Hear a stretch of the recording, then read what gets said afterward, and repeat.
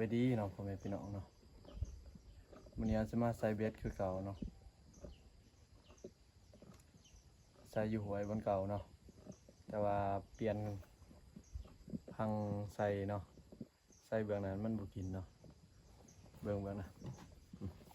ทางหลังเบื้องพังหมดเนี่ยใส่เบสตามเข็มหัวใช่ไหมเนาะมันบุกินเบื้องนะอย่ามาใส่เบื้องใส่บ่ทันแล้วเนาะพอดีถือตัวหนึ่งเนาะปลาเนาะปลาดเนาะตัวนี้น้อยครับเรายาวประมาณ7-8 โมงค่ะเสร็จกลับมื้อนี้พอเลยอยู่สอดแจงคือแต่ละมื้อ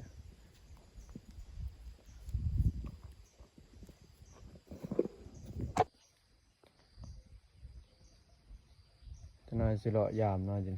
นี่เบ็ดฮะ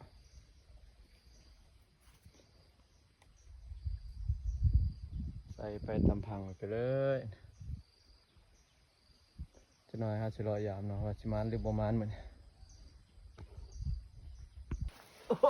อยู่ลงคือโอ้โหพี่น้องเอ้ยโอ้เบ็ดพี่น้องเปิดอู้ดีมันตึงเบ็ดเนาะโอ้ยโอ้ปลายังพี่น้องลุกลูกฮ่าเลยลูกทรงไงพี่น้องเห็นบ่ป่าโอ้หุ่นนะคนหุ่นเนาะอู้บรรยากาศปะจัดการกินเล่นเป็นตื่นมาไม่ใช่ปลาให้กินทานไปเลยเนาะยำแบบแหลกเนาะทานไปเลยไอตัว10 ปลายตัว